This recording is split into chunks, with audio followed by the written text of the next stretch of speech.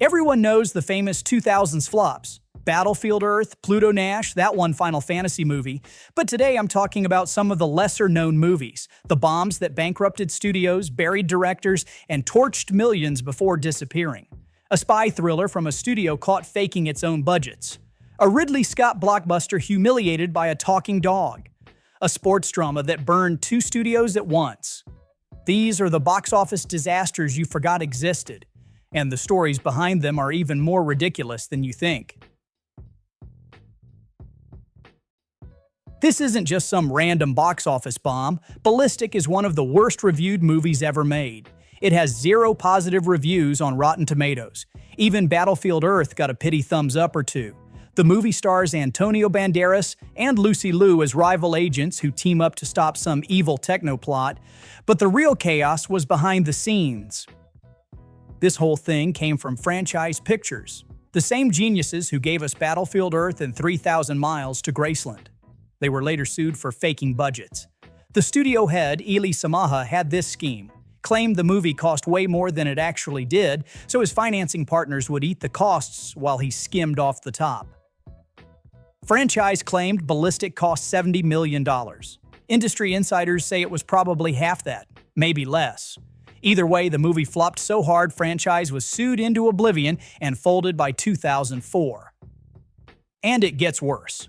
Morgan Creek, who had a deal to co-distribute the movie, later sued Franchise too, because they were never even shown the movie they were contractually promised. Turns out dodging this project was the best thing that ever happened to them. And director's career was toast too. He didn't direct another film for 10 years.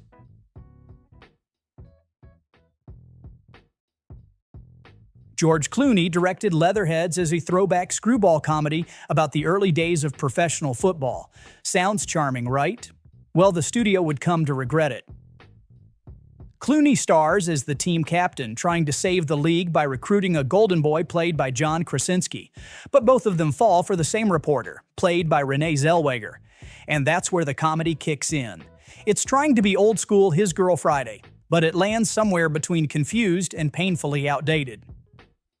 What most people don't know is that this project had been in development hell since the mid-90s. Universal had been sitting on it for over a decade, with names like Jon Favreau and Jonathan Mostow attached. Clooney finally got it off the ground as his follow-up to Good Night and Good Luck. Then he got into a motorcycle accident, broke a few ribs, and filming had to be delayed. When the movie finally dropped in April 2008, Universal gave it a full promo push.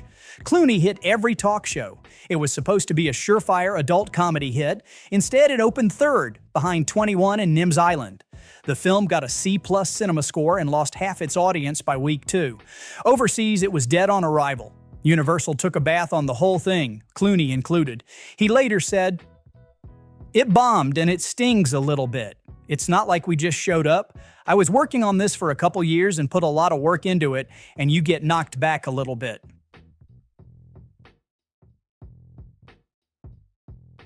This was supposed to be edgy, a black comedy about the dark side of children's television. Instead, it became a career killer.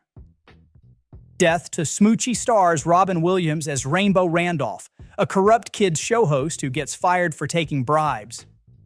His replacement is Smoochy the Rhino, played by Edward Norton, a do-gooder who actually wants to help kids. The two go to war. The cast is stacked. The concept is weird, sure, but promising. The result? A $50 million disaster that made less than $9 million. But the drama off-screen was even worse.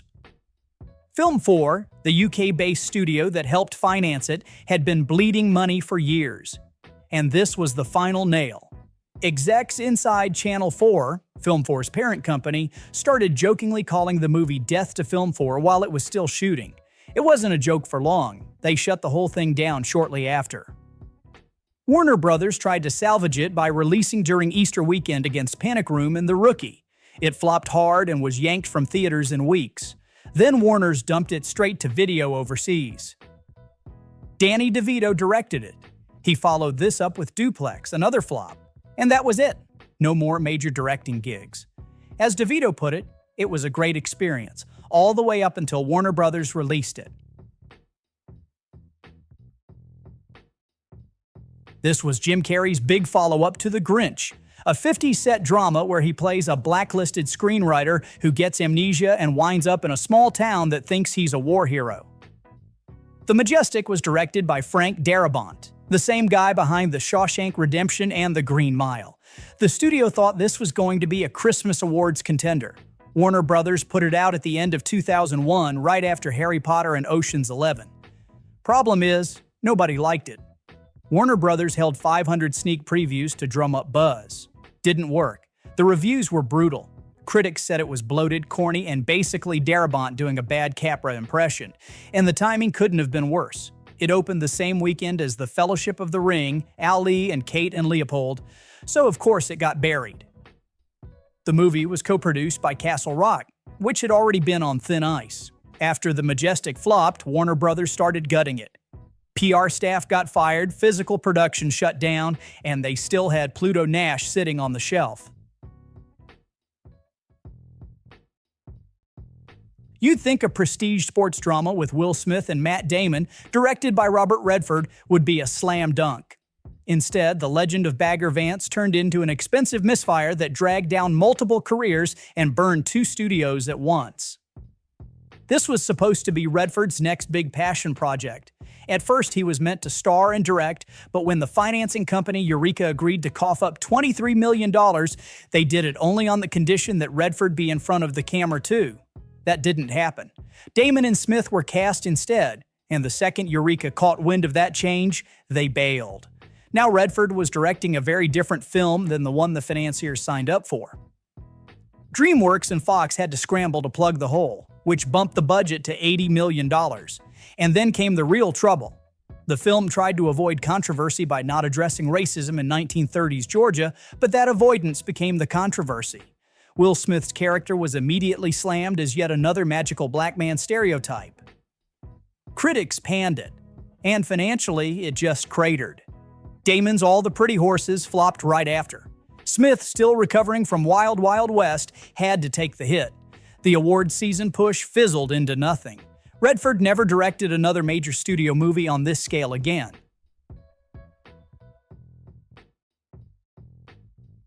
What do you get when you take a paper-thin buddy cop script, stuff it with 2 massive stars at the height of their paychecks, and pretend it's a clever satire about reality TV? You get Showtime, a movie that was doomed the second anyone signed off on the budget. Eddie Murphy took $20 million. Robert De Niro got $17.5 million. That's nearly half the film's entire $85 million budget, gone before the filming even began. Warner Brothers pushed back The Adventures of Pluto Nash, Murphy's other disaster in waiting, just to clear the runway for Showtime, and it still blew up on impact. The movie was dated for summer, then yanked to March 15th and dumped alongside Ice Age and Resident Evil. That weekend buried it. And the worst part, this was just the first in a streak of 2002 bombs for both Murphy and De Niro. Eddie followed it up with Pluto Nash and I Spy, while De Niro dropped City by the Sea and Analyze That in the same year. All of them flopped.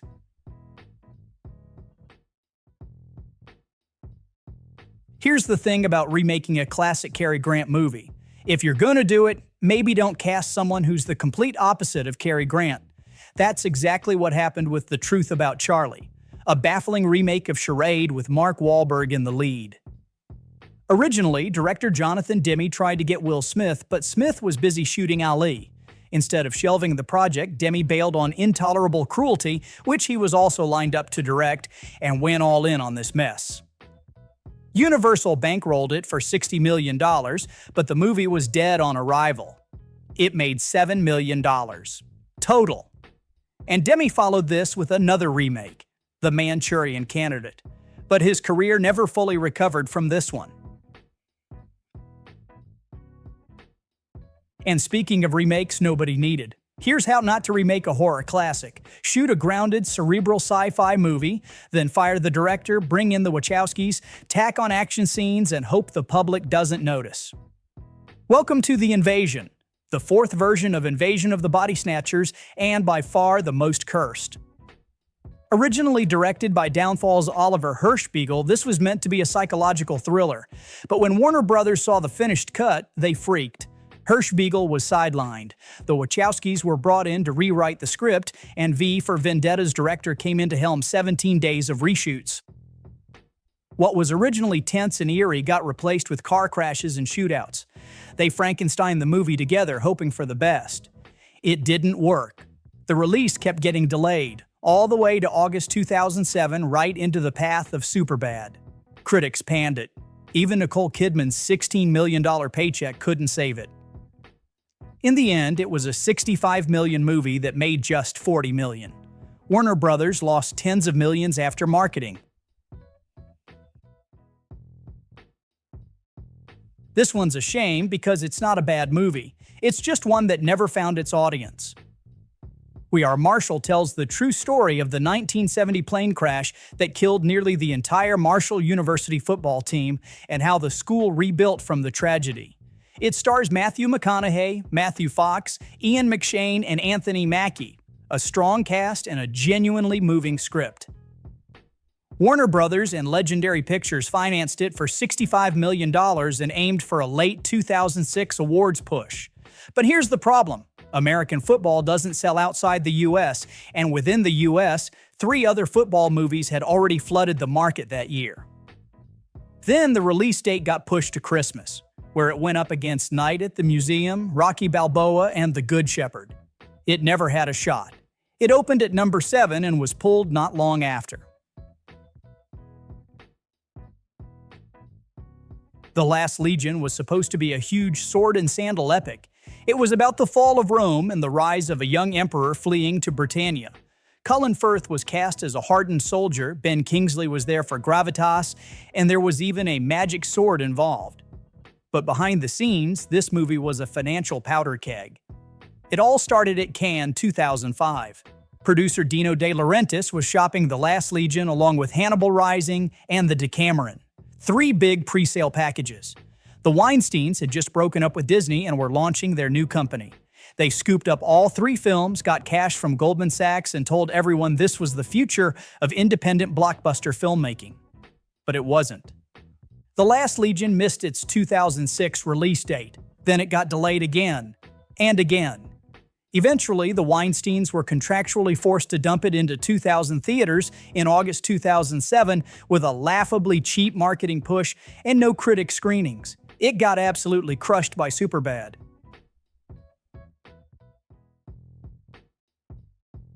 Body of Lies had everything that makes a blockbuster. DiCaprio, Russell Crowe, Ridley Scott, the CIA hunting terrorists in Jordan. Warner Brothers was so confident in it, they refused to bring in co-financing. Just them and a dream. That dream turned into a $40 million write-down. Warner Brothers marketed this thing like it was Nolan's Dark Knight. They bought ad slots during the Olympics. They went full event movie mode. But none of it mattered. Audiences weren't showing up for War on Terror movies in 2008, and critics weren't jumping in to save it either. What's even more brutal, Body of Lies didn't just underperform, it got beaten at the box office by Beverly Hills Chihuahua in its second week. Also, DiCaprio and Crowe had a massive back-end deal. They were supposed to split 40% of the profits with Ridley Scott and the producer. But since there were no profits, that deal basically turned to dust. Pride and Glory was a gritty New York cop drama with a stacked cast. Edward Norton, Colin Farrell, Jon Voight. But behind the scenes, this movie was radioactive. It started way back in the late 90s as a small-budget indie project. Then the budget ballooned. Then 9/11 happened, and suddenly a story about corrupt cops wasn't exactly marketable. The project was shelved, resurrected, recast, and by 2006, it finally wrapped production. That's where things got messy. Director Gavin O'Connor and New Line fought over edits. The studio delayed it multiple times, then backed off entirely when Sony released We Own the Night, another cop drama, and actually spent money on marketing. New Line didn't want to compete, so Pride and Glory was abandoned again. O'Connor tried shopping the movie around to other studios, but New Line demanded they buy it for the full budget, and nobody bid. Even when Warner Brothers inherited it, they considered burying it until one executive, Sue Kroll, basically forced it into theaters in late 2008. It opened the same weekend as High School Musical 3 and Saw 5. You can guess how that went. This was Eddie Murphy's second flop in a row during the late 2000s career lull he couldn't escape. Paramount gave him $20 million to star in a movie where a Wall Street guy solves his career crisis by entering his daughter's imaginary world. Paramount originally scheduled it for late 2008, but quietly pushed it back. No big statement, just moved it to June 2009. Internally, the studio didn't want it competing with Meet Dave, another Murphy disaster from a few months earlier. It finally opened in the shadow of The Hangover, Up, and Night at the Museum 2, three huge hits dominating every screen Murphy's movie needed. Of course, it face-planted out the gate. By its second weekend, it was already getting pulled from theaters. Paramount execs John Lesher and Brad Weston were fired shortly after, not just because of this movie, but imagine that was one of the final straws. It joined the love guru and dance flick in what insiders called Paramount's box office dark age.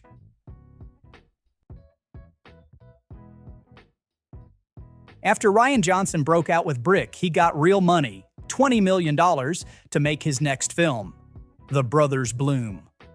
A globe-trotting con artist adventure with Adrian Brody and Mark Ruffalo. Summit Entertainment, fresh off becoming a real studio, snapped up the rights early, hoping for a big art house crossover. They said it had mass appeal, but once the movie was finished and screened at Toronto Film Festival, it was clear. This film was just too weird. Charming to some, grating to others, and Summit had no idea how to sell it. They delayed it, then delayed it again, then again. Eventually, it limped into 4 theaters in May 2009, pulled a decent per-screen average, and then fizzled completely during expansion. It never played on more than 209 screens.